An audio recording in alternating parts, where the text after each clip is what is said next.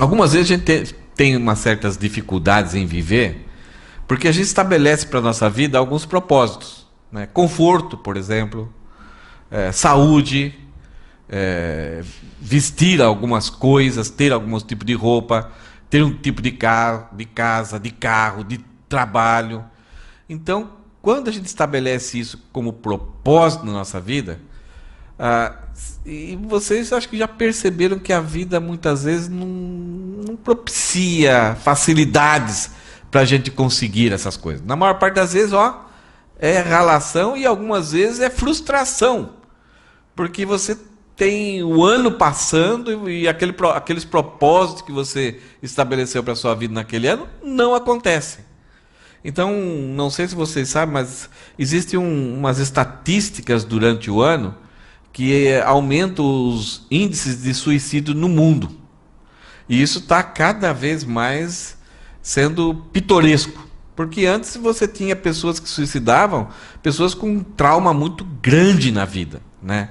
Pessoas com uma vida meio complicada, com uso de drogas, alguns erros ou tragédias que aconteceram na vida da pessoa, que levava a pessoa a esse extremo, a surtar e a não dar mais valor à vida e tirar a vida.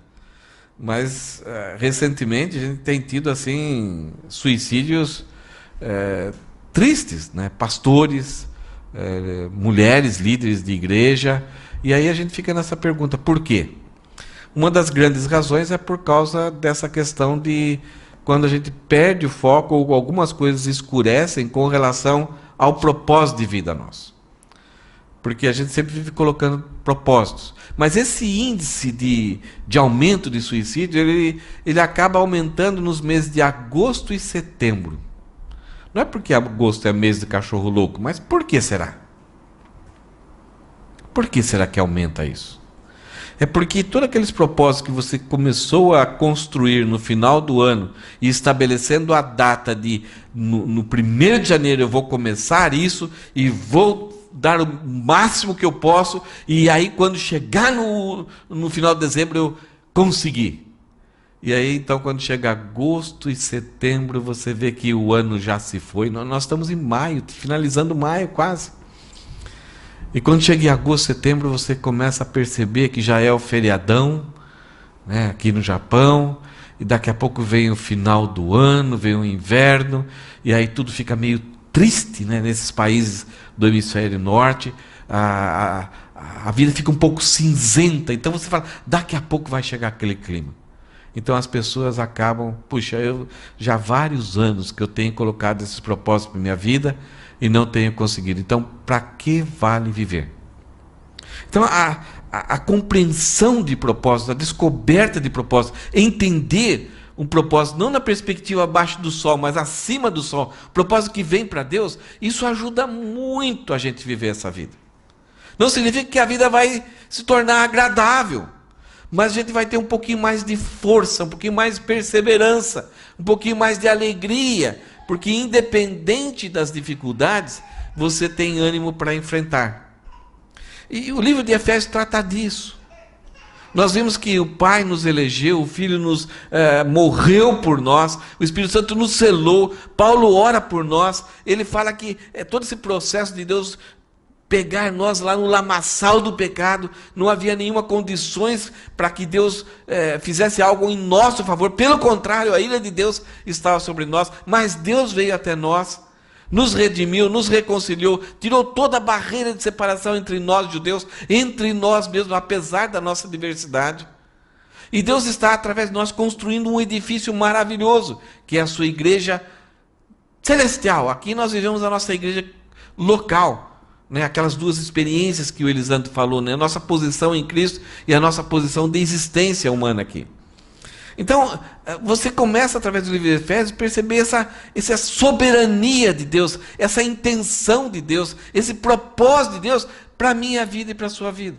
E para a edificação desse edifício, o que Deus fez? Ele concedeu dons para a igreja. E nós vamos ver, principalmente na tese de hoje, que Jesus Cristo concede dons à igreja para a produção de cristinhos. Já viu essa palavra? Essa palavra aconteceu, ela surgiu na igreja de Antioquia, em Atos 13. Uma igreja já mesclada de judeus e gentios, de pessoas do governo romano, de tudo quanto é espécie. A igreja de Antioquia se tornou assim, de repente, aquilo que era o sonho de Deus. Porque até ali havia muita separação entre judeus e gentios, samaritanos. Mas a igreja de Antioquia, de repente, ela mesclou tudo. E nesse momento, por causa dessa igreja ser tão forte, madura, Barnabé vai até há 13 anos atrás de Antioquia. Paulo tinha se convertido e tentou ir para Jerusalém, não deu certo, algumas coisas começaram a complicar e os apóstolos mandaram Paulo para sua casa. E ele ficou durante 13, 14 anos na geladeira, chamado por Deus para pregar o evangelho, mas sendo discipulado pessoalmente pelo Jesus ressuscitado. Mas pregando ali na região de Tarso, ali da região de Damasco. E aí então essa igreja começa a crescer, a igreja de Antioquia começa a crescer, e Barnabé um dos líderes, e várias pessoas sendo líderes ali, até gentios agora sendo líderes, porque a maior parte da liderança das igrejas anteriores eram tudo judeus. E agora então Barnabé vai atrás de Paulo e fala: vem, me ajuda aqui, tá tendo muito trabalho aqui. Não no sentido negativo, Deus está fazendo algo muito bom aqui, dando oportunidades para a gente ajudar essa igreja cada dia a ficar mais forte. E depois de alguns anos ali, então Paulo é separado por Deus, o Espírito Santo separa Paulo e Barnabé para sair em viagens. Mas por causa desse trabalho, desse mover de Deus ali em Antioquia, dessa igreja se tornar madura, pela primeira vez no livro de Atos, esses irmãos ali de Antioquia passam a ser chamados de pequenos cristos, cristinhos. Até aquele momento, esse grupo que se reunia, meio sem necessidade de prédio, sem uma religião assim, muito diferente das outras, porque eram reuniões. Todas as religiões tinham locais assim sagrados, um referencial. Mas aqueles irmãos não tinham.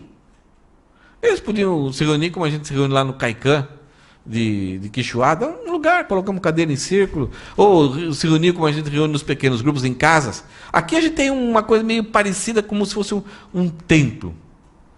Mas a igreja, se a gente quiser mudar, se colocar o púlpito ali, colocar o púlpito no fundo, se quiser fazer círculos, né, a gente pode fazer, não tem um formato. A gente coloca desse jeito para ser uma coisa mais didática, mais confortável. Mas o ideal seria até em círculo. Muitas igrejas elas fazem de um tal jeito que você consiga olhar as pessoas face a face, não somente conseguir ver a nuca das pessoas.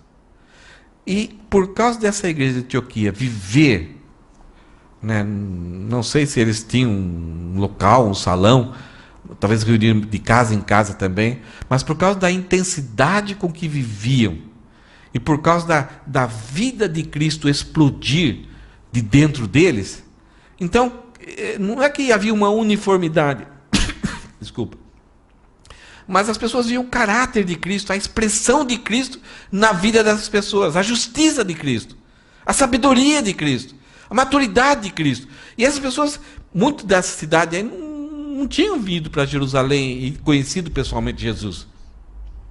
Mas ao olhar para as pessoas e olhar a pregação que os apóstolos os líderes faziam sobre Cristo, falavam assim: Cristo foi assim, então é igual a vocês.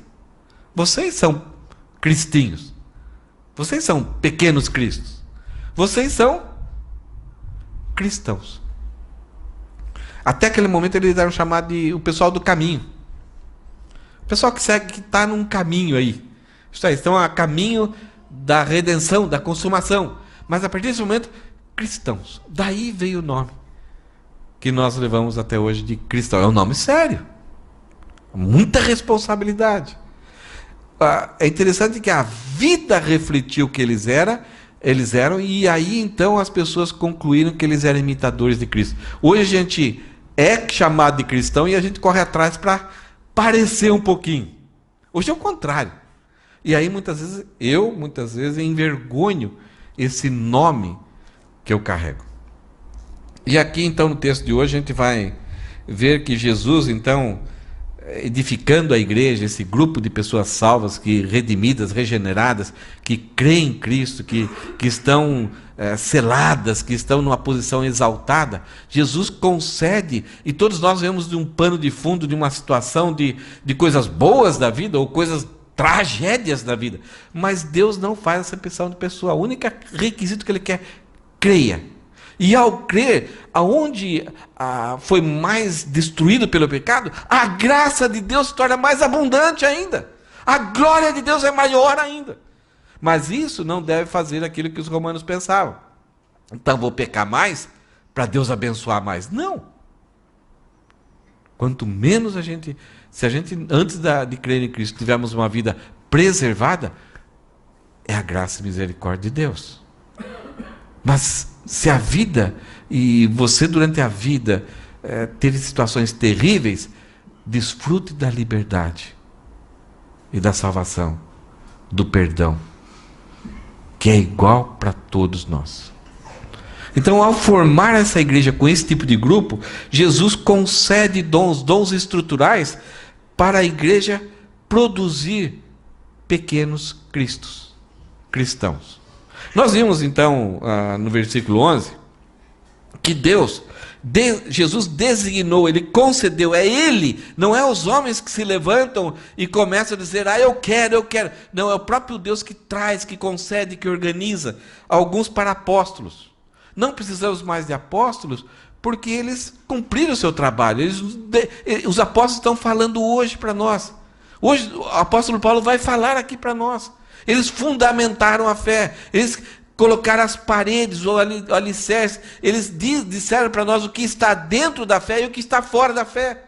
Ninguém pode mudar isso. Se ninguém pode mudar, então qual a necessidade deles hoje? E somente os 12 apóstolos de Cristo é que estarão então lá na Nova Jerusalém. Agora, nossa igreja pode ter um apóstolo. O que quer dizer isso? Nós podemos enviar uma pessoa daqui para ser um missionário lá na Espanha, mas ele não é um apóstolo de Cristo, enviado pessoalmente por Cristo, com a autoridade de escrever, revelar as Escrituras, mas ele é um missionário enviado pela igreja. Ninguém pode, por si só, eu vim aqui e vou fazer. Não, tem que ter a bênção, o envio, o Espírito Santo tem que falar à igreja. Ao mesmo tempo que o Espírito Santo fala para a pessoa, mas o Espírito Santo fala para a igreja, para que haja esse envio. O corpo de Cristo, o instrumento que Jesus Cristo está trabalhando agora nesse mundo, é através de indivíduos, mas através da igreja. Não através simplesmente da autoridade de um pastor, de um papa, de um apóstolo, de um patriarca, como se dizem por aí. Então os apóstolos falam hoje, os profetas naquela época pegaram aquilo que os apóstolos falavam e olhavam a situação e profetizavam, no sentido assim de terem a sensibilidade e a revelação de Deus para aplicar o ensino dos apóstolos para a igreja. Então, quando nós ensinamos hoje, quando pregamos, nós tentamos fazer com que essa mensagem seja útil à igreja. Então, há uma necessidade da gente conhecer a nossa situação, onde moramos, como que está o nosso ambiente, para que a mensagem tenha uma aplicação viva para nós, consolações e exortações. Então, quando se prega, há um ministério profético até hoje.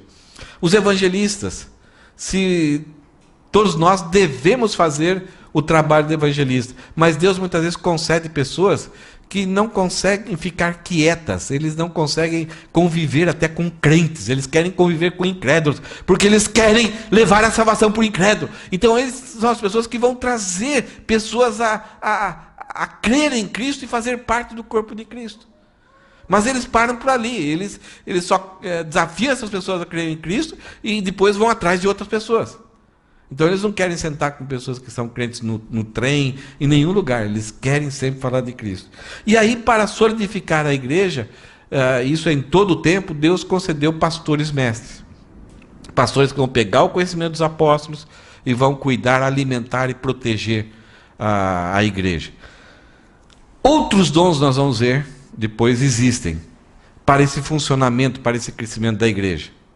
Mas Jesus dá aqui a ideia de que a igreja vai sofrer influência de erros, de problemas. Os outros dons ajudam o crescimento da igreja, mas esses dons aqui são estruturais porque esses dons é que protegem a igreja, que ajudam os cristãos a se protegerem do erro. E nós vamos ver isso no texto de hoje. Veja aqui, qual é o propósito então desses 4 dons: apóstolos, profetas, evangelistas e pastores mestres? Olha só que Paulo escreve aqui. Eles são responsáveis por preparar o povo santo, a igreja. É estranho, povo santo, né? Você já teve vontade de nunca vir mais na igreja? Você já teve vontade de abandonar essa comunhão, esse grupo aqui? Talvez alguns de vocês pensam todo dia e você não consegue. Por que eu... Nossa, eu não consigo. Alguma coisa me leva para lá, mas eu não quero mais ir. Não aguento aquele pessoal. Problemas aqui, é tipo de situação que eu não gosto, é o pastor, ele devia ser mais alto e mais magro, eu não devia falar tanto. Isso é tão normal. E talvez alguns de vocês, algum dia, vão se sentir mais confortáveis na comunhão com outros irmãos. Não tem problema. É simplesmente ser honesto com a igreja e agir com tranquilidade. Isso é normal. A tristeza é quando a pessoa sai desse grupo, mas negando a Cristo. E aí com desculpas de que só tem fofoca, só tem divisão. Sabe, negou a Cristo, se afastou de Cristo, ou quer destruir a igreja. Esse é um problema grave. Mas se você quer, não se adapta a essa igreja, a esse grupo aqui, local, procura uma igreja talvez que se adapte melhor com você. É tranquilo isso. Então, o povo santo aqui é essa nossa posição. Deus nos chamou, nos tirou do mundo, nos colocou numa posição de santidade. Agora, quando eu olho para mim, eu falo, onde tem santidade aqui? Minha mente inteira, meu coração inteiro é contaminado pelo pecado. Mas aí eu sinto, eu vivo a presença do Espírito Santo e creio que os méritos de Jesus lá na cruz me concedeu justiça para me transformar em filho de Deus. Simplesmente porque eu criei. E Deus me justificou. É alguma coisa, parece algo absurdo. Parece que precisamos fazer alguma coisa. Eu preciso merecer a obra, a salvação. Mas nós somos chamados povo santo simplesmente porque cremos e Deus nos escolheu, nos buscou, nos tirou, apesar de vivermos aqui, comermos a comida, vestirmos a roupa aqui da onde estamos vivendo, pagamos os nossos impostos, sofremos as dificuldades da vida aqui, mas nós somos chamados de povo santo.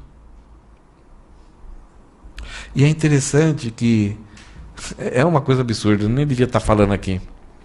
Mas Deus nos chamou o povo santo antes de nós nos tornarmos igreja. Paulo ele sai lá de Atenas, ele chega em Corinto, sozinho, sem dinheiro, muita imoralidade, judeus perseguindo ele, porque sabiam da história dele.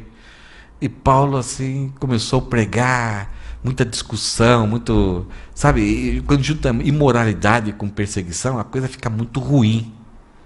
Paulo gostava de discutir na questão de argumentos, mas quando se junta imoralidade, vira gozação, vira cinismo. Era algo assim que é tão nojento a cidade de Corinto. E Jesus sabia que Paulo estava ali, puxa, eu vou embora daqui, eu vou para outra cidade. Paulo não tinha intenção de parar o ministério, mas eu vou para outra cidade. Jesus Cristo, numa noite, chega para ele e fala, Paulo, permanece aí, porque eu tenho muita gente que é meu povo. Entenderam? Jesus Cristo já estava chamando de meu povo aqueles ainda que não eram povo local, ainda que não estavam dentro da igreja. Então, Deus já nos chamava seus filhos antes mesmo da gente nos tornar filho. Porque Deus trabalha lá do fim. Então Ele nos chama irrepreensíveis, Ele nos chama povo santo, Ele nos chama seus filhos amados, antes da gente chegar lá, antes da gente ser aquilo que nós seremos em Cristo. Isso é algo que a minha cabeça tão pequena não consegue entender, essa maravilhosa graça. Nós cantamos coisas aqui que a gente gosta de algumas músicas por causa do embalo da música, por causa talvez combina um pouquinho mais com minha voz, porque talvez os instrumentistas tocam bem, então aquela música é legal, mas eu creio que quando a gente chegar no céu e tivermos a visão completa da obra de Deus em nossa vida e todas as palavras fazerem significado, ai gente, aquela multidão cantando esses hinos, maravilhosa graça, vai ser terrível, vai ser duro e maravilhoso. Estou fugindo um pouquinho, mas olha aqui qual o propósito, a responsabilidade dos dons. Os apóstolos, profetas, evangelistas, os pastores, mestres são responsáveis por preparar para o aperfeiçoamento do povo santo, para que o povo santo realize a sua obra e edifique o corpo de Cristo. Então o corpo de Cristo seja cada vez mais aumentado, fortalecido e cumpra o seu propósito de glorificar a Deus, de alcançar o mundo e se autoalimentar. Essas são as 3 missões da igreja. E a palavra que preparar para o aperfeiçoamento, ela traz a ideia que pode ser usada quando um osso quebrou. Você está olhando esse braço ali, você está enxergando o osso quebrado? Todos vocês estão enxergando? Aonde está esse osso quebrado? Aqui. Você já foi no hospital? Aconteceu alguma coisa com você e tiram chapa, né, e aí o médico coloca lá, tá vendo? Então, tá assim. Você fala, o que esse cara está enxergando aí? Agora, o ultrassom de bebê, não sei se a Graziela já fez, né? É algo fantástico, é 3D. O bebê dá até tchauzinho. Mas quando a Rosana fez o ultrassom das gravidez dela, o médico falou, tá vendo aqui? Aqui tem o pipi, aqui tem o umbiguinho, aqui tem a boquinha. E olha, é menino, menina. Não dava para ver. Mas quem é especialista, quem trabalha com esse assunto, aqui está bem claro, aqui a gente detecta, né? Nós temos uma mão, aqui, eu não sei como que é os nomes desses ossos aqui. Não sei se é mão ou pé. Eu acho que é pé. É o pé, é o tíbia perônio. É o braço? É o braço. Quais são os nomes desses ossos aqui? Eu sei da tíbia e o perônio lá embaixo. O rádio e a TV, acho que deve ser. Mas tá fácil. A ideia do aperfeiçoamento aqui, que os apóstolos, profetas, evangelistas, pastores, mestres, a função deles, a responsabilidade deles é aperfeiçoar, é a ideia de pegar algo quebrado e fazer com que isso daí haja uma ligação, que restaure, que volte aqui a ser aquilo que era como devia ser. No seminário, nós tínhamos mais ou menos 200 e poucos alunos, e constantemente alguém me chamava, tal pessoa jogou bola, quebrou o pé, quebrou isso, quebrou a mão, saiu fora do lugar, né? E aí, quando saía cotovelo, quando saía dedo fora do lugar, a gente chegava lá e tentava fazer alguma coisa assim, não conseguia. Ia levar para o médico, que tal, né? O cotovelo, né? Me lembro de ter um aluno, o cotovelo saiu de fora do lugar. O médico começou a mexer assim, e o moleque todo apavorado, porque sabia que aquele negócio meio tá feia a coisa. E o médico fala um negócio, e agora? Está sentindo alguma coisa? Como o senhor fez? A gente não percebeu que movimento, porque ele é especialista, ele sabe. Ao olhar, ele sabe o que aconteceu, como voltar. E a gente tentando esticar o moleque lá e o braço não voltar, trava tudo. Então, essas pessoas, esses dons estruturais, eles são capacitados por Deus para enxergar, para avaliar a situação e saber o que é necessário fazer para que isso seja consertado. Eles têm um domínio, uma instrução de Deus e dependem de Deus para que esses consertos aconteçam de forma correta. E aqui a gente jogando para a área espiritual, são pessoas que vão usar corretamente as Escrituras. E pessoas que não são especializados nisso vão ser aventureiros. São chamados fuçotécnicos, né, que vão tentar fuçar. E aí talvez vai aliviar a dor, vai produzir um certo conforto momentâneo, vai dar certo por um tempo, mas não é um conserto eterno. É isso que muitas vezes nós temos muitos concorrentes da Escritura. Muitas pessoas até usando de forma errada a própria Escritura para trazer consertos temporários, trazer conforto, mas que não trazem consertos eternos. Sempre vai ter um problema. Então, eu acho que você está até imaginando o que a sociedade hoje propõe: filosofias, psicologias, psiquiatrias, remédio, prazer, alternativas para você resolver aquilo que é quebrado. Mas Deus, ao formar a sua igreja, Ele não quer que haja paliativos. Ele não quer que haja conserto meia boca. Ele não quer que haja gambiarras. Vocês conhecem? Ele quer que haja consertos eternos. Então, para isso, Deus vai ajudar as igrejas a terem aquelas pessoas que conseguem trazer esses consertos. Então, a palavra aperfeiçoamento pode ser usada quando há algo estragado, algo complicado, e volta ao lugar. Então, normalmente, você tem que voltar, colocar o osso, encaixar as trincas ali no lugar certo. Então, pessoas que sabem avaliar um raio-x, depois colocar uma tala, quanto tempo vai ficar, depois as recomendações, remédios corretos. Eu rompi o ligamento cruzado anterior do joelho jogando futebol e fui para o médico. Ele falou assim: não, só descansar, não faço mais nada. Não aconteceu nada aí. Aí eu fiquei meio desconfiado assim, fui para um outro médico. Ele mandou deitar na cama, coloquei o joelho assim, ele pegou o joelho e puxou para frente. Sabe o que é isso, né, Fabiano? É o efeito gaveta. Meu joelho saiu, foi lá para frente. Olha, não precisa, eu vou fazer tomografia, vou pedir uma tomografia só para certificar o estado que está aí dentro. Mas você não tem mais ligamento cruzado anterior. Você não, evite correr, descer escada, porque você pode levar um tombo feio. Aí eu falei: não, esse médico não está com a verdade. Eu não creio nesse médico, vou crer naquele outro. Ele falou: a gente vai ter que abrir esse joelho, colocar pino, pegar um pedaço do tendão patelar aí, você vai durar mais ou menos uns 6 meses no estaleiro. Não, eu creio que vou tomar posse, isso não é verdade na minha vida. É isso? Eu falei: quando o senhor quer abrir, por favor? Porque eu percebi quem que estava querendo o meu bem, ou não. Quem conseguiu avaliar corretamente. Quem ia colocar no lugar. Mesmo que aquilo implicasse em dor, eu não poderia dirigir. E naquela época eu fiz uma viagem muito grande, de 1.200 quilômetros, que a Rosana foi dirigindo. Esses 2.400 quilômetros, 1.200 para ir, 1.200 para voltar. E eu ali de piloto, de copiloto.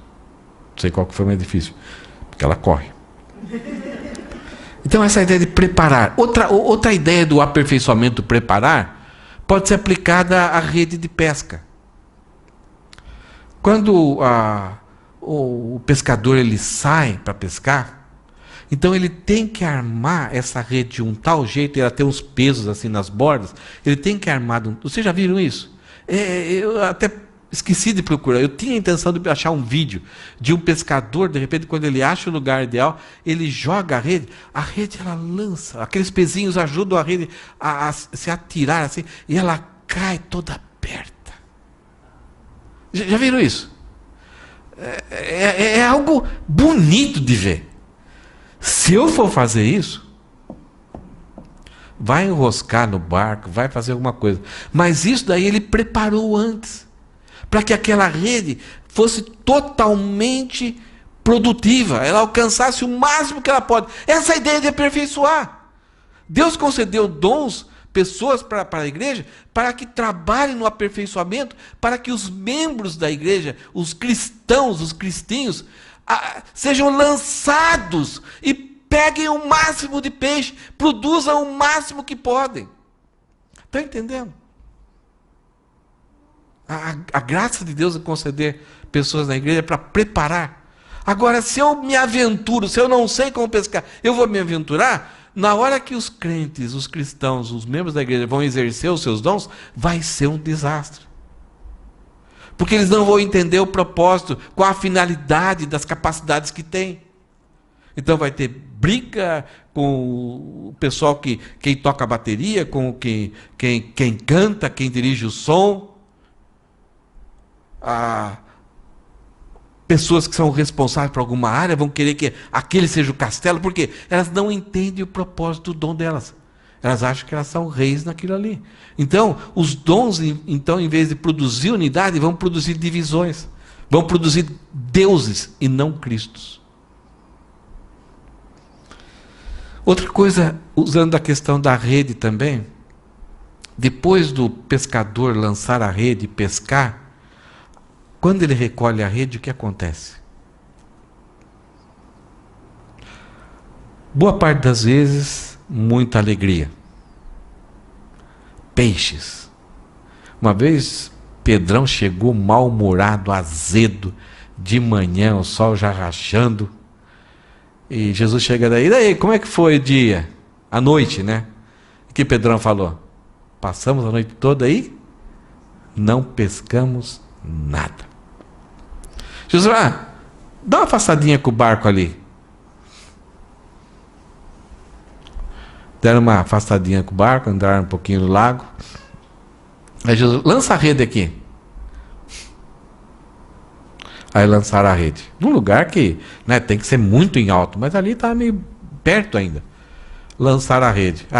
Já que o Senhor mandou, né? Pedro já tinha aprendido algumas coisas com Jesus que, quando ele falava, era melhor obedecer para não passar vergonha. Tá bom. Então, o Senhor é carpinteiro, entende muito bem, né? O horário não é propício. Tentamos pescar a noite toda, não aconteceu nada. Tá bom, então jogaram. Jogaram e pescaram. E aí tiveram que chamar um outro barco para ajudar, porque o barco estava quase afundando. Por quê? O que eles pescaram? Peixes grandes. Quantos? Tem. A Bíblia fala quantos? 153 peixes grandes. É interessante, eles fizeram questão de contar. Esse foi um sucesso, mas já tinha tido um fracasso. Agora, normalmente quando vem o fracasso, para o pescador, vem galho, enrosca alguma coisa, arrebenta a rede se mistura, e aí o pescador tem que ir lá para a praia com a armação de algumas madeiras assim fincadas, alguns bambus, ele tem que esticar essa rede, ele tem que desfazer aquela emaranhado, ele tem que, talvez em alguns lugares, ele perde a paciência, ele corta aqui para emendar ali. Ele tem que pegar a linha de novo e remendar. É um trabalho paciente, chato. E quando parece que está dando certo, dá errado. E de repente, quando ele está terminando, ele vai dar uma testada na rede, abrir o buraco novamente. É um trabalho de sacrifício.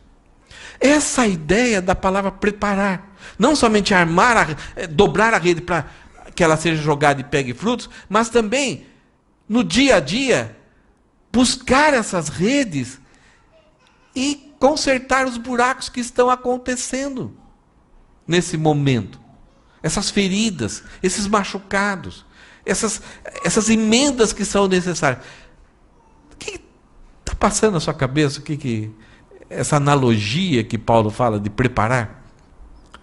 Então, Deus concede dons para preparar o povo santo, consertar aquele que está quebrado, armar para produzir bem, ou, depois de ser lançado, recuperar.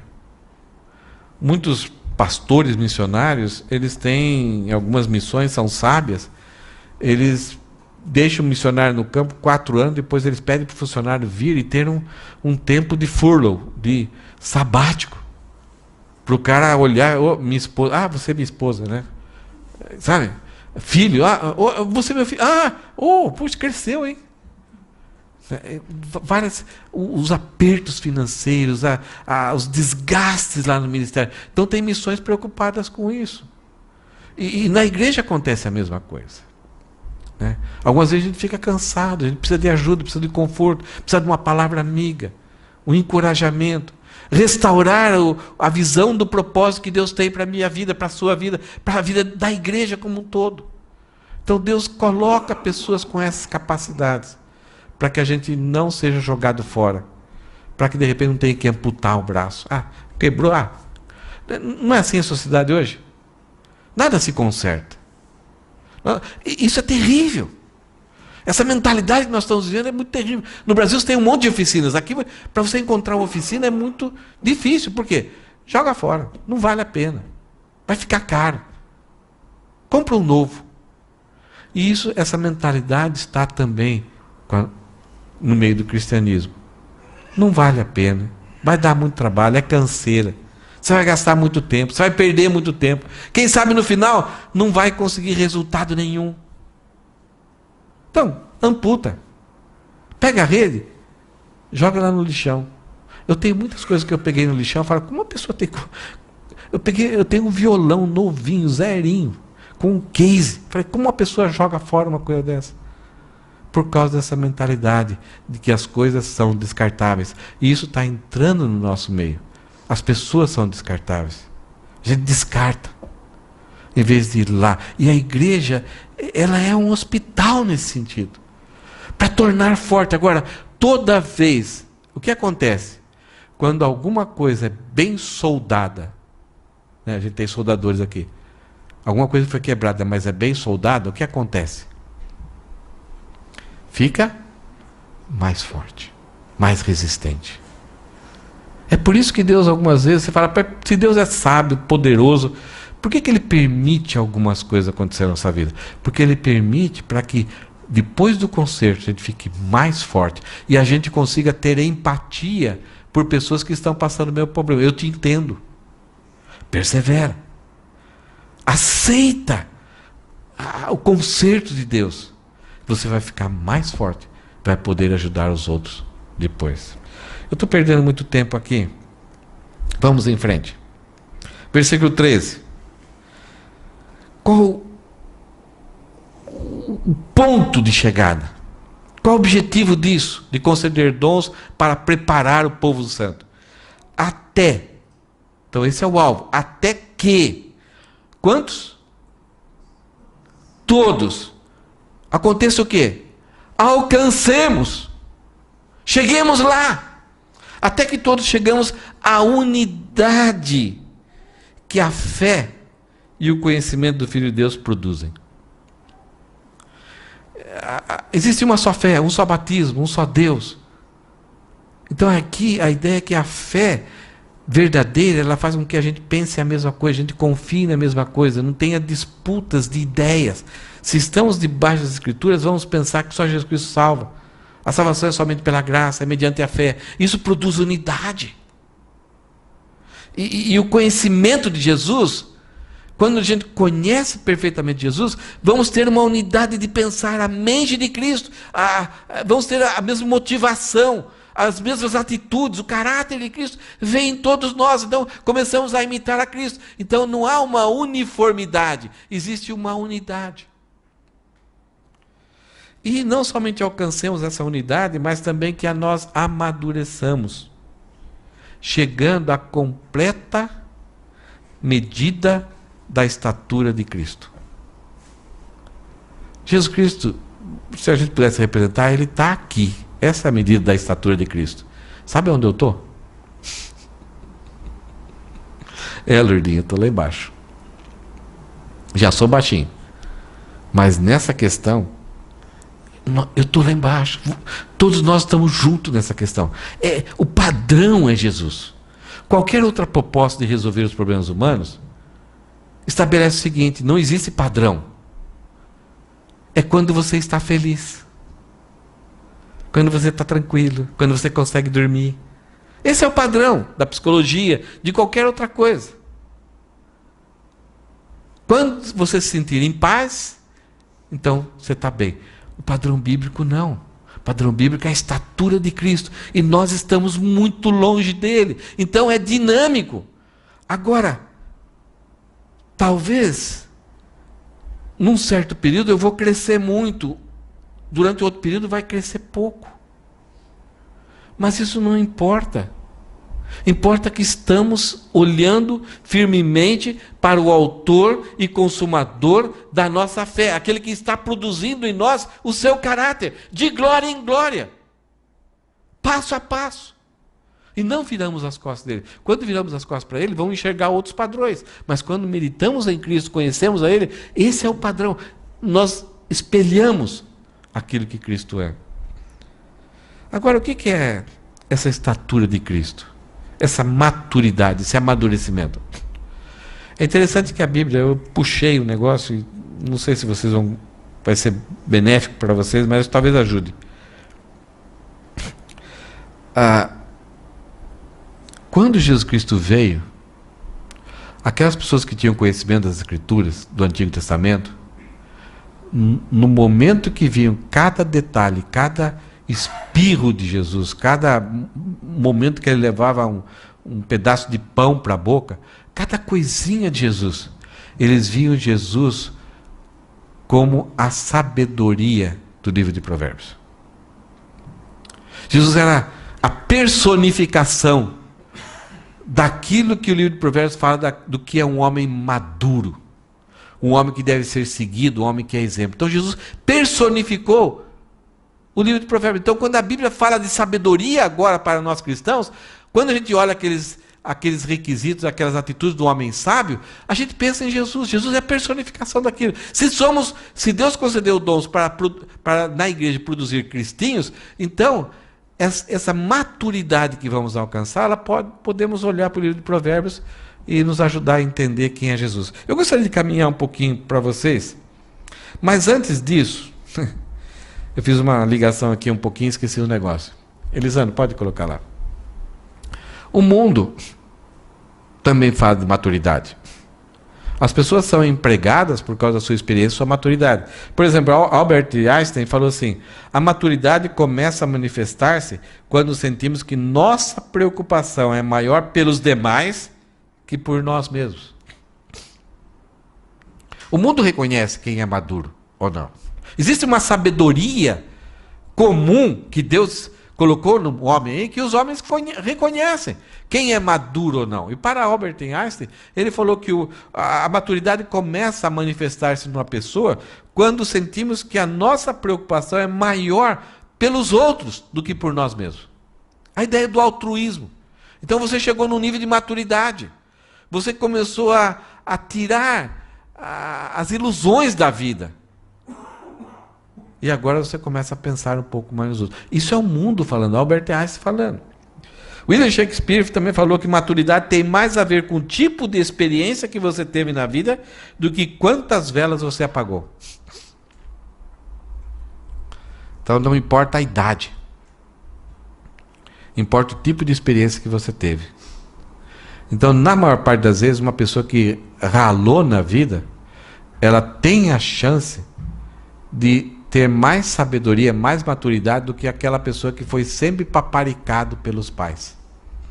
Sempre que os pais deram tudo e satisfizeram tudo aquilo que ele queria. Então, algumas vezes a gente fica muito frustrado como pais. Porque os nossos filhos querem alguma coisa e a gente percebe, não tem. E a gente acaba até sendo forçado a, entre aspas, mentir. No final do ano. Porque a gente... Não é que a gente está enganando nós temos uma falsa esperança de que vamos ter condições para dar, então vamos lutar para dar. E aí tiramos dos nossos filhos aquilo que é privação e eles acabam não amadurecendo. É isso que Shakespeare está falando aqui. Então, dois princípios que a gente vê aqui é que maturidade é quando a pessoa está mais preocupada com os outros. E maturidade também é alcançada por experiência, não somente intelectualismo, ou somente que uma vida sorriu eternamente para a pessoa. E no nosso caso cristão, Deus produz maturidade para nós através de conhecimento, mas através da experiência. Ele junta essas duas coisas, ele faz a gente viver. E aí então a gente consegue entender o que é a vida. No livro de Provérbios, que personifica aquilo que eu falei, que personifica Jesus, existem algumas palavras que são traduzidas por sabedoria, maturidade. Uma capacidade que a pessoa tem de ser madura. Todas essas palavras, menos uma pessoa que não conhece Deus, uma pessoa que nunca ouviu de Deus, pode ter. Porque é a graça comum. É o conhecimento do bem e do mal. É olhar para a vida. Até os animais, em algum certo sentido, sem ter, com o seu instinto, conseguem ter um pouco de sabedoria. Por isso que você, em alguns treinamentos com animais, você usa a vara, você usa o chicote, porque aquela dor física vai trazer sabedoria para o animal. E através de algum sinal, ele fala: opa, meu patrão está querendo que eu vá lá. Se eu não for, vai doer. Sabedoria. Então até o animal. Então existem várias sabedorias que são comuns. E algumas vezes pessoas que são incrédulos organizam mais a sua vida de uma forma sábia, madura, do que até muitas vezes nós que temos conhecimento de Deus. Então eu só queria passar rápido, vou ler, vocês acompanhem aqui. Então, algumas palavras que são traduzidas por sabedoria. Algumas vezes aparece a palavra sabedoria. Ela traduz a palavra róquima, o rosto brilhando, né? E essa, no livro de Provérbios, aparece 47 vezes essa palavra aqui. O que é sabedoria ali no livro de Provérbios? É a habilidade de viver de acordo com os princípios divinos, como descrito em Provérbios 1:2. Tem pessoas que não conhecem a Deus, mas vivem de acordo com os princípios divinos. Não matarás. Tem pessoas que abomina matar. Cuidará dos animais. Tem pessoas que abominam. Pessoas que judiam de animais. Então, são pessoas que, mesmo não conhecendo a Deus, mas por causa de terem sido originalmente criados por Deus, mesmo o pecado estragando todo o conhecimento dele, ainda tem o conhecimento do bem e do mal e consegue organizar a sua vida de acordo com esses princípios eternos de Deus. É um discernimento moral entre o bem e o mal. Consegue ver claramente o que é certo e o que é errado. Entre o certo e o errado, prudência secular em negócio. Tem muitas pessoas que são muito bem-sucedidas porque eles sabem aonde que é furada. Mesmo que a propaganda, a atração seja grande. Opa, eu não entro nisso aí, é furada. Porque essa pessoa tem essa capacidade. A vida trouxe a sabedoria para ele.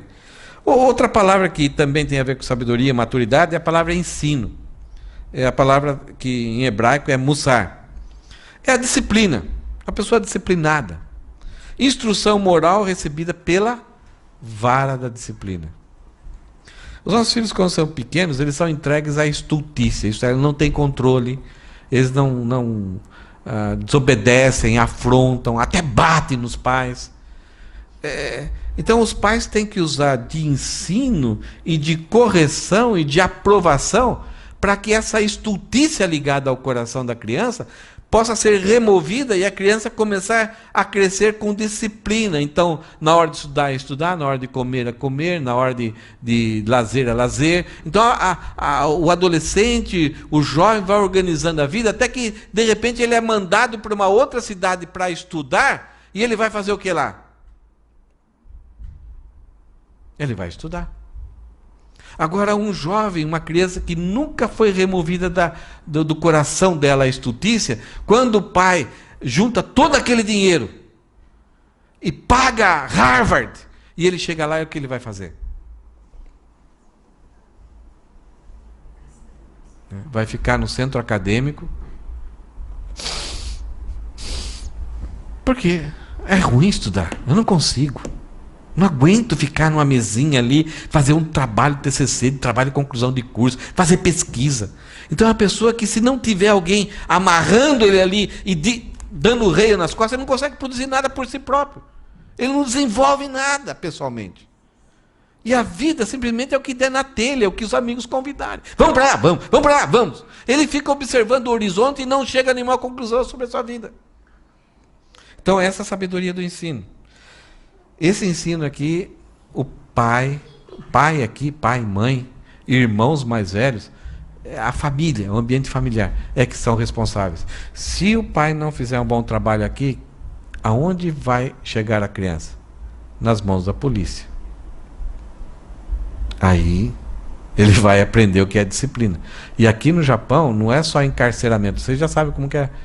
O propósito do Japão aqui é restaurar ou dar aquilo que aquelas pessoas ali nunca tiveram, que é disciplina. Aí aqui que as pessoas que são levadas para a prisão aqui no Japão, que conclusão que eles chegam? É humilhante. Claro que é humilhante. Então, por causa disso, alguns pais se poupam de ensinar os filhos, porque acham que o ensino, quando é criança, vai humilhar a criança. Mas eles não estão preocupados em humilhar, eles estão querendo poupar a si mesmo, porque ensinar os filhos é duro. Mas olha, depois é uma coroa para o pai e para a mãe. É uma coroa que brilha, mesmo o filho estando longe e vivendo. E aí, sabe aonde nós vamos ser reconhecidos como bons pais e bons filhos? Sabe quando? Não é nos nossos filhos, é nos nossos netos. Conforme os nossos netos forem, vai ser o retrato de como nós fizemos bem ou mal o nosso trabalho. Agora, tem anomalias. Muitas vezes você vai fazer de tudo que é possível, com 4 filhos, e de repente, tá? Vai ser a sua tristeza. E pelo contrário, muitas vezes você vai achar um pai negligente, displicente, sabe, até ensinando coisas ruins para os 4 filhos, e de repente um deles se torna uma pessoa madura. Isso é graça de Deus. E ao mesmo tempo, isso, quando é ruim, isso significa que a natureza pecaminosa venceu. Apesar da disciplina, apesar do esforço, apesar da dedicação, da obediência do pai para com Deus, ainda assim, a natureza pecaminosa prevaleceu. É anomalia. Vamos em frente. Inteligência, sinal de maturidade, é a palavra biná. É o entendimento, é a compreensão das leis morais de Deus que governam o universo. É discernimento, é aplicação prática. Isto é, o que é esse conhecimento que eu aprendi, o que tem a ver com a minha vida. É a habilidade para discernir entre a verdade e o erro, entre a realidade e a ficção. É quando a gente assiste um filme de ficção, a gente acaba acreditando que aquilo lá realmente é verdadeiro. E não somente um filme para entretenimento, para você se divertir. É a faculdade, é a capacidade de perceber com objetividade valores de longo alcance quanto os interesses momentâneos de pôr a vida em ordem. Esse é o mal da nossa juventude hoje. Não, é que tudo aquilo que propaga aquilo que o jovem deve ser hoje, não pense no futuro, pense agora. O que vale a pena é o seu prazer agora. Não planeje a sua vida. Não tem uma poupança, não tenha recursos para viver amanhã, não. O que você tiver, gaste agora. Só você não tem. Essa é a ideia hoje. Só você não tem. Você precisa ter. Porque se você tiver, você vai ser feliz. E aí você tem, luta, tem e não é feliz. Vai surgir uma outra propaganda. Então, inteligência é quando a pessoa fala assim, não, talvez eu não tenha, mas também tem outros que não têm. Não é enganado. Sabe, tem essa facilidade entre ficção e realidade na vida deles. Bom proceder, traduz a palavra Haskell. É o bom proceder. É perceber a linha de conduta que é a melhor. Eu devo me vingar, eu devo gritar, bagunçar em aula. Qual que é o meu comportamento exigido aqui? Que tipo de roupa eu vou exigir nesse ambiente, nessa situação? Então é um bom proceder, é aquilo que é ser adequado, né? Porque está preocupado com os outros. É aprender pelas experiências amargas dos outros. É muito bom aprender pelas suas próprias experiências. A gente deve aprender com as nossas experiências, mas é melhor ainda quando a gente vê os outros pagarem o pato. Por quê? Eu me lembro uma vez que eu fui para Belo Horizonte, fiquei 3 semanas eu e a Rosana lá, e tinha um carro gostoso, um carro da Fiat lá, andava bem, E quando eu estou voltando domingo depois do almoço, então quase deserto a rodovia. De repente comecei a correr. De Belo Horizonte para... Né, Belo Horizonte lá, né? Até São Paulo estava duplicando. Agora está tudo duplicado, eu acho. Estava duplicando, então tinha uns trechos assim que estava maravilha. Estrada nova. E eu comecei a correr 100, 110. Daqui a pouco passaram uns 3 carros, assim, longe um do outro, mas passaram e me ultrapassaram. Eu não fiquei assim, não, vou correr. Mas eu falei, deixa eu aproveitar, vamos ver até quanto o carro vai. E comecei a andar no ritmo deles. 120, 130, 140, 150. E o carro, que gostoso, dá uma maciada no motor do carro. É bom fazer isso daí. E, né, aquele tempo, o sol bem em cima, então não pegava nada no rosto. E abriu um pouquinho a janela, aquele ventinho gostoso. E estavam curtindo lá.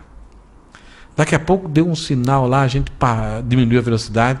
É porque na construção da estrada, teve um momento que então ficava pista dupla, né? Tava só duas lá, mas de repente se tornava uma ida e vinda. E nisso daí, não sei o que aconteceu, um carro bateu de frente com o ônibus.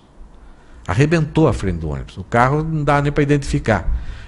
E logo a gente passou assim devagarinho, a gente viu então alguns corpos com panos em cima.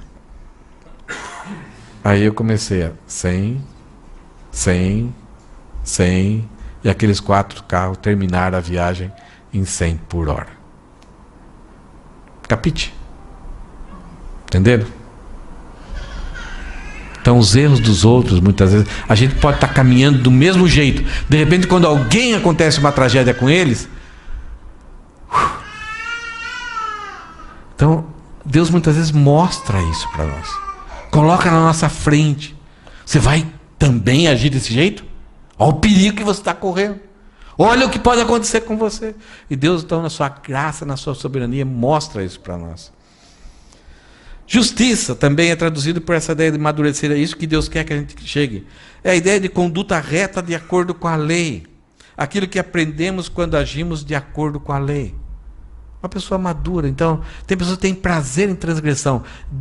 Se está escrito lá, não pise na grama, mesmo que não tenha razão nenhuma, ele vai pisar, porque o coração quer quebrar a regra. É contra o sistema. É sempre rebelde, sempre ofensivo, sempre está tentando provocar uma revolução. Mas não porque quer o outro lado, do outro jeito. É simplesmente por causa de querer cometer uma injustiça. E a maturidade é quando você vê como que é as regras aqui. Juízo, a palavra mishpat, é a ideia de condenar ou julgar, ter a capacidade de avaliar, né? Fazer justiça, estabelecer corretamente, erigir, isto é, colocar para cima, fazer decisões, assumir as consequências. Então, mesmo que seja enganada, a pessoa deu a sua palavra, ela vai honrar a sua palavra. E uma das coisas mais tristes que demonstra a imaturidade das pessoas hoje é que quase não honramos mais a sua palavra. Nós prometemos, damos data, dia, hora, aí ficamos, espero que ele esqueceu. E acho que você já teve algumas pessoas que fizeram isso com você, né? Então, nem dar satisfação,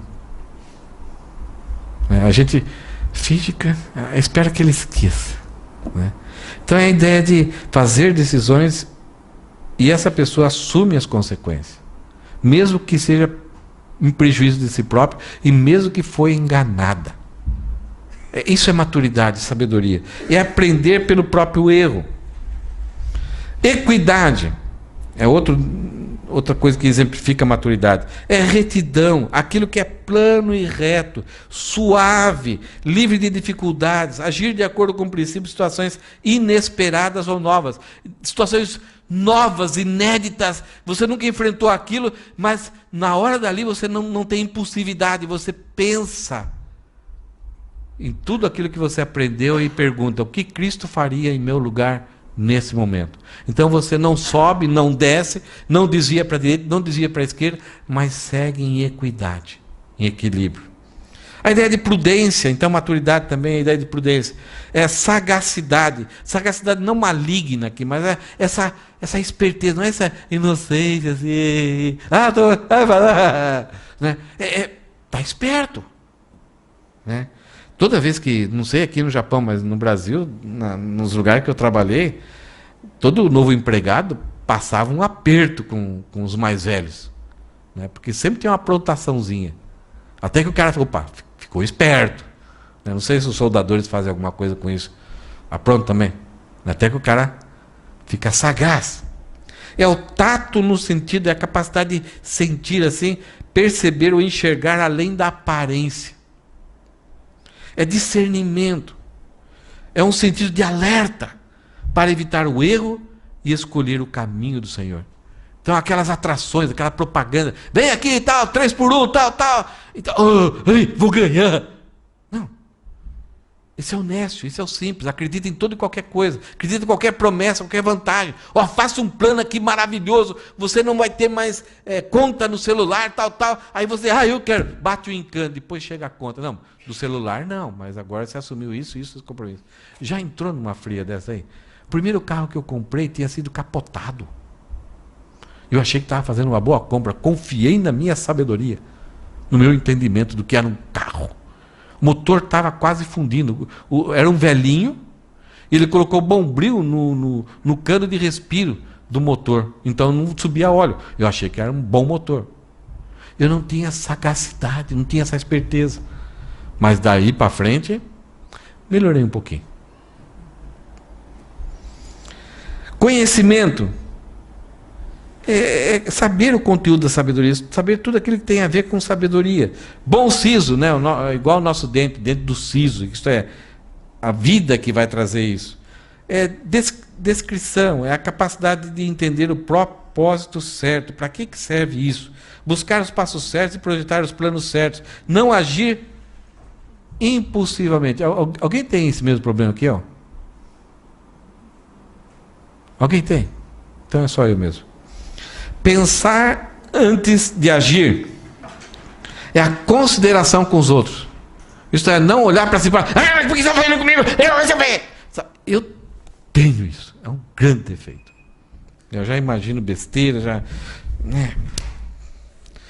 E aí, todas essas prudências, esse nível de maturidade que a gente viu, a gente encontra perfeitamente em Cristo, mas a gente encontra num certo nível nas pessoas que não conhecem a Deus, porque é a graça comum de Deus.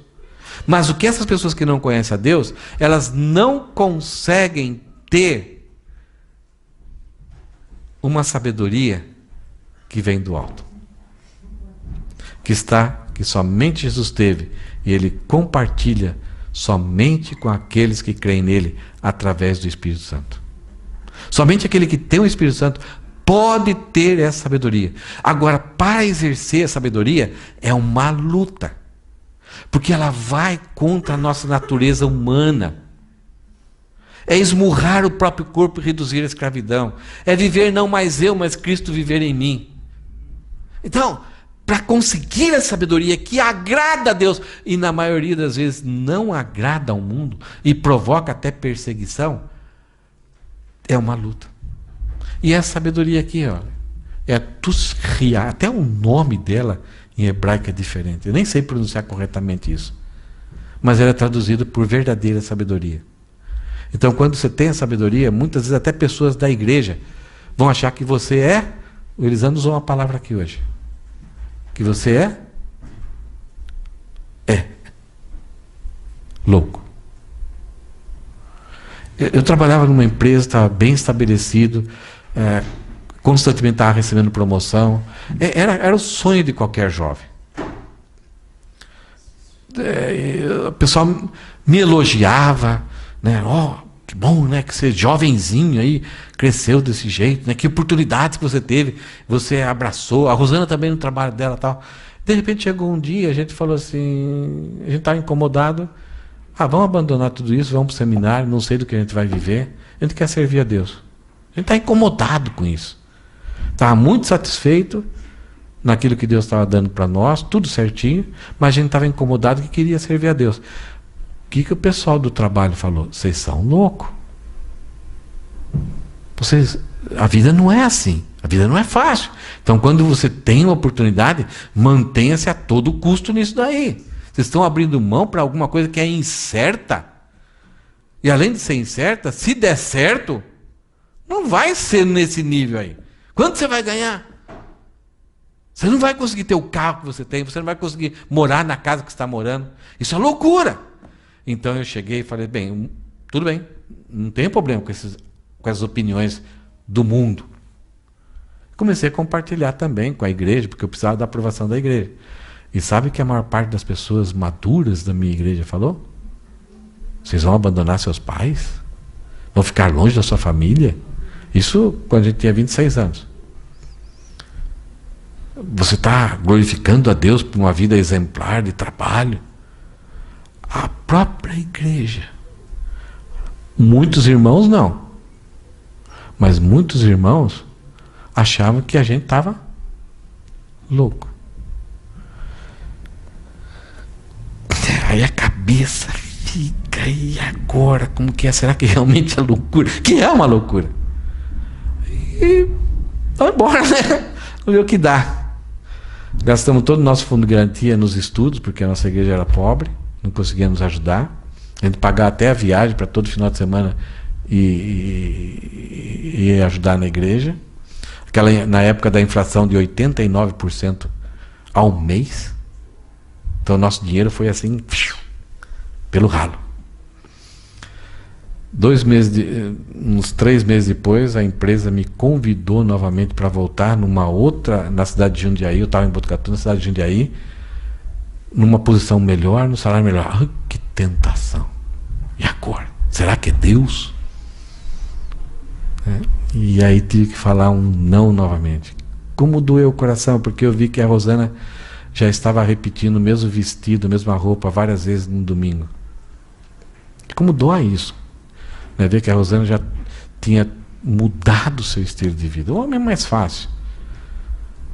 Repetir roupa, né? A gente repete. Agora, naquela época, a mulher, né, que está acostumada quase todo domingo ter uma roupinha nova, diferente, um sapato novo, uma bolsinha nova. Então a Rosana estava feliz repetindo as mesmas roupas. E disse não. Veio uma crise. A maior parte das pessoas que trabalhavam na primeira empresa que eu saí lá de Botucatu foram mandadas embora.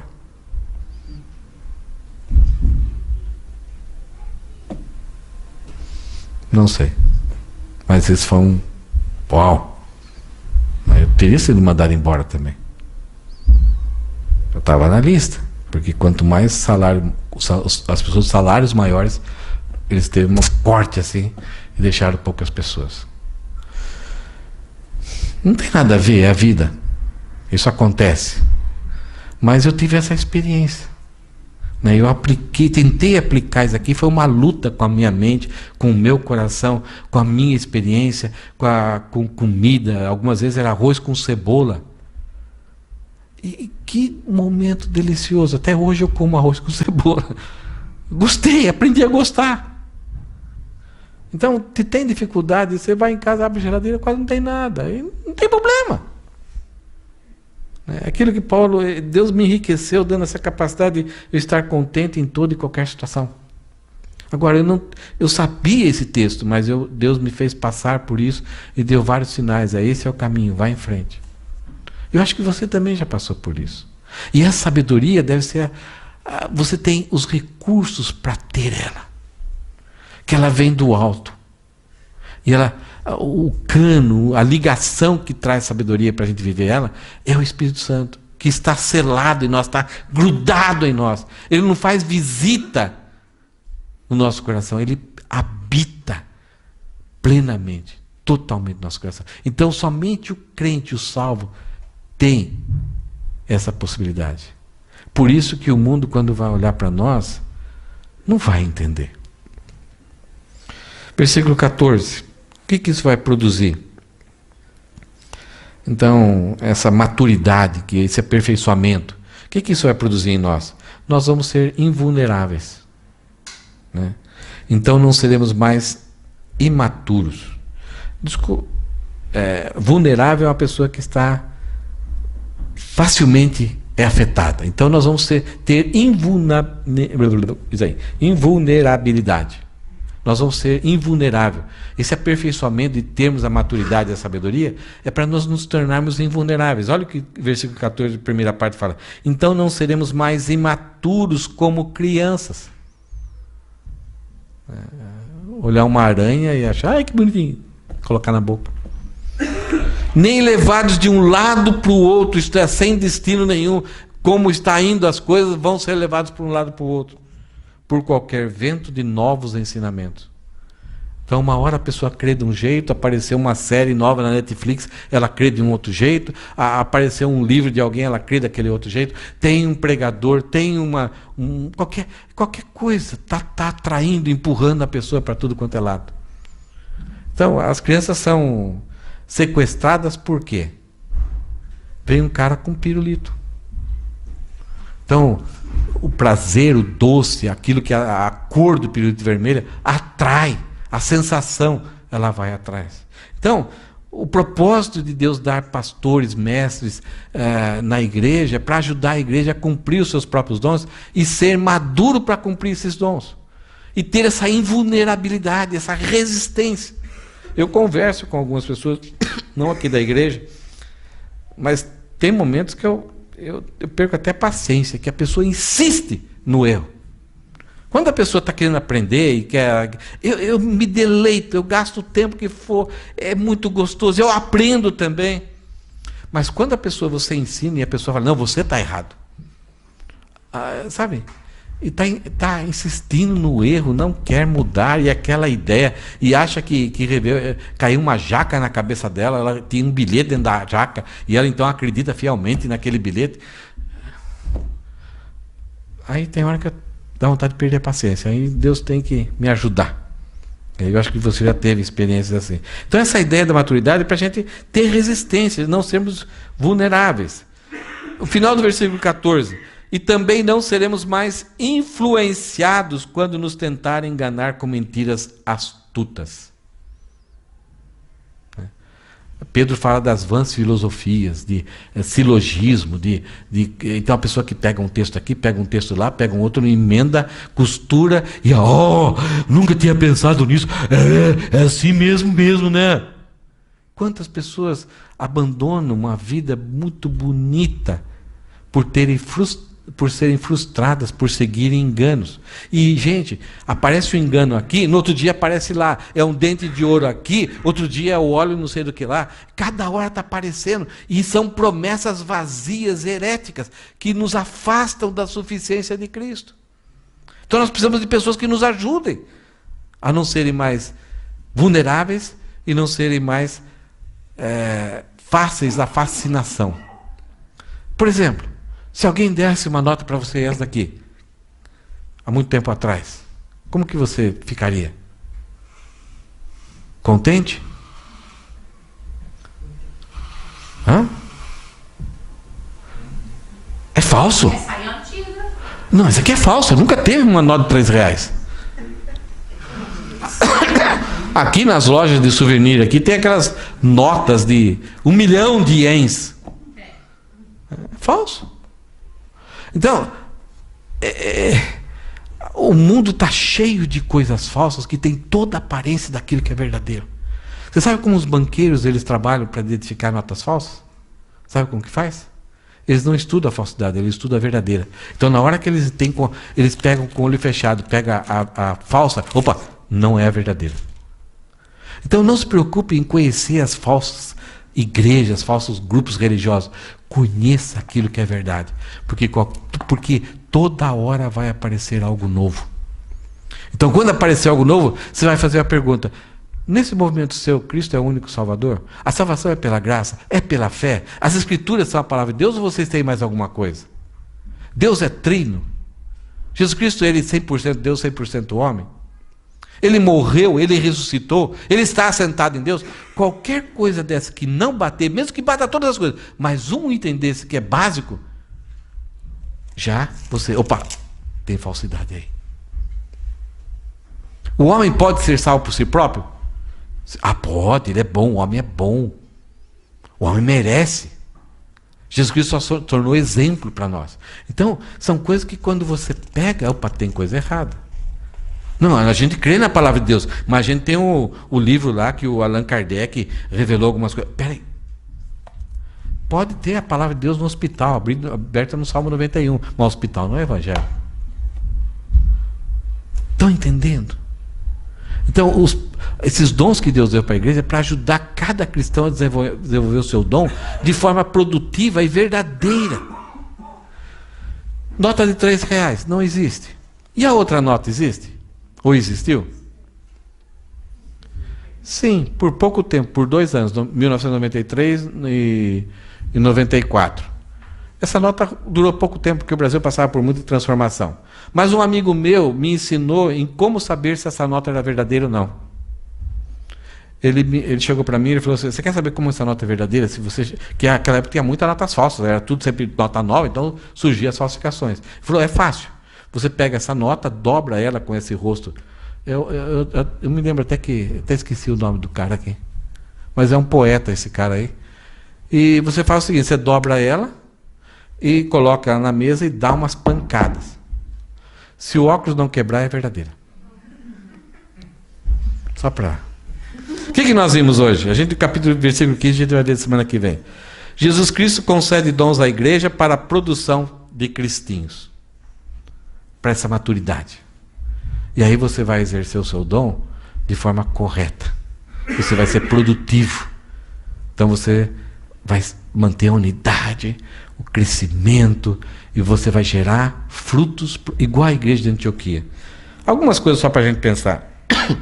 Imaturidade, presta atenção nisso. Imaturidade tenta mudar a Bíblia. Tenta sempre fazer com que a Bíblia seja conveniente à sua imaturidade.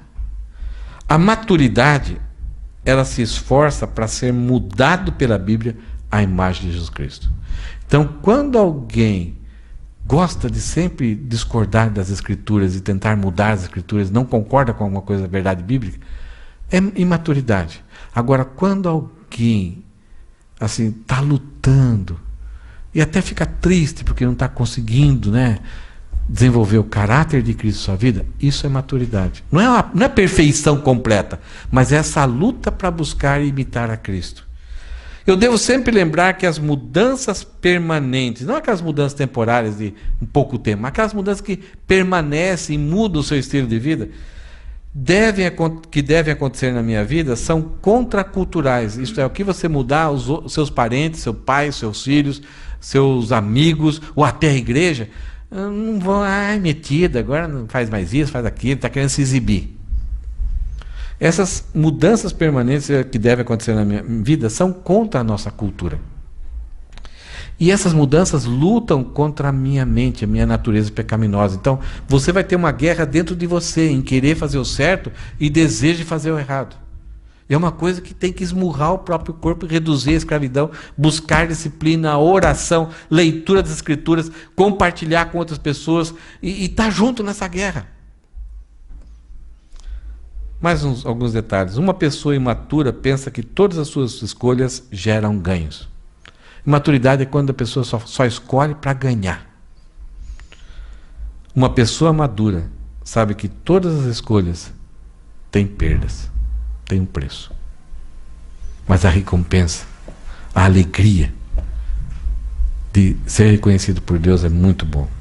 O testemunho do Espírito Santo no coração é algo fantástico. Colocar a cabeça no travesseiro é muito bom, quando você está caminhando com maturidade. A maturidade permite olhar com menos ilusões. Você começa a enxergar a vida não de forma pessimista, mas você começa a avaliar a política de uma outra forma, a propaganda de outra forma, o comércio de outra forma, a diversão de outra forma, amigos de uma outra forma. Você começa a ter uma sensibilidade. Não é que você fica um extraterrestre, mas você vai começar a perceber que algumas coisas você nem precisa fazer ou ter. Não há necessidade. Você não fica angustiado, nem deprimido, nem rebelde contra Deus. Para terminar, a maturidade faz parte de um processo do qual não podemos queimar etapas. Não dá para estar aqui hoje e passar para esse lado no outro dia. Não é instantâneo. Nós gostamos lá de colocar o Toddy no chocolate e bater, pronto. Não é assim. Maturidade tem etapas. Inclui experiências negativas, positivas, disciplina, conhecimento, humildade, para perguntar se isso é certo ou não é, para aprender com os outros. Então não tem etapas, não dá para pular etapas. É cheio de etapas. E não desista. Deus tem o seu tempo. Nós queremos que a coisa seja muito rápida, que as coisas aconteçam rapidamente. Por exemplo, um exemplo aqui, né? De repente o Eduardo e a Graziella descobriram que ela estava sentindo alguma coisa. Que será? Será que estou grávida? Tá. Fizeram o exame e está grávida. No outro dia nasceu? Não dá para pular. Eu quero ter meu filho agora. Vai lá no hospital. Por favor, faz uma cesárea e tira o meu filho. O que vai acontecer? Não dá para pular etapas. Assim Deus é conosco. Assim funciona a nossa vida com Deus. Assim é o caminho da maturidade.